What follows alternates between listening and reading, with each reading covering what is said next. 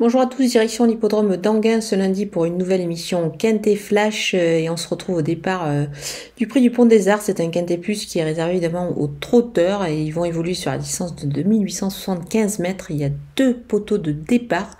On retrouve des sujets d'expérience, de qualité plutôt correcte, mais dans cette épreuve on peut déjà détacher des bases quand même assez solides. On va voir tout ça avec mon analyse.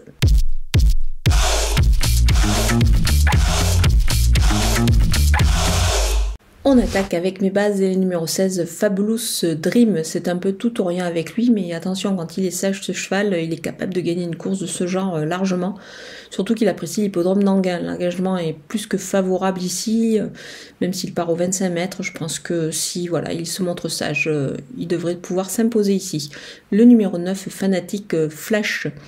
Il est très bien placé à la limite du recul. Moi, je pense qu'ici, il devrait pouvoir se montrer à son avantage. Son entraîneur est confiant.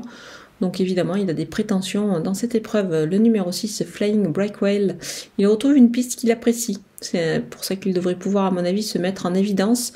Il n'est pas mal placé du tout en tête. On poursuit avec les opposants et le numéro 12, Dick des Marlboro. C'est un cheval et avec lui, c'est un petit peu tout ou rien, un peu comme avec Fabulous Dream.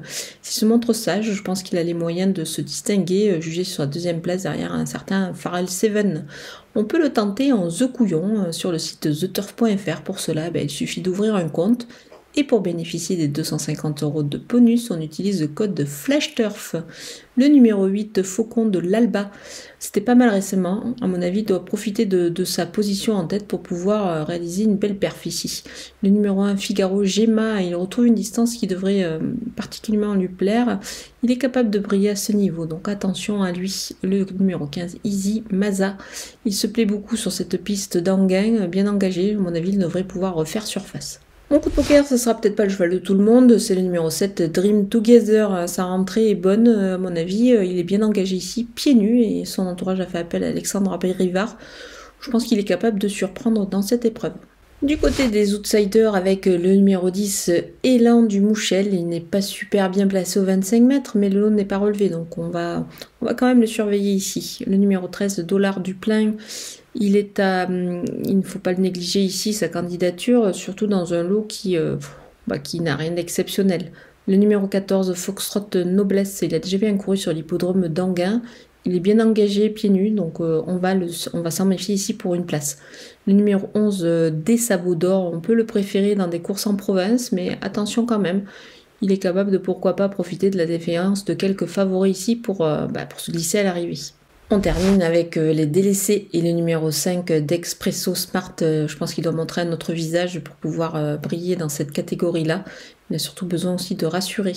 Le numéro 4, Espichupitos, il a un bel engagement à la fin du mois. Donc on va peut-être attendre de cette épreuve-là plutôt pour le retenir. Le numéro 3, Edgar Toris, il doit rassurer avant tout, donc ça s'annonce un petit peu difficile. Le numéro 2, Eloric de Carrel, il va encore avoir besoin de courir à mon avis, donc on va patienter avec lui. Voilà, on a passé en revue tous les partants de ce Quintet Plus d'Anguin.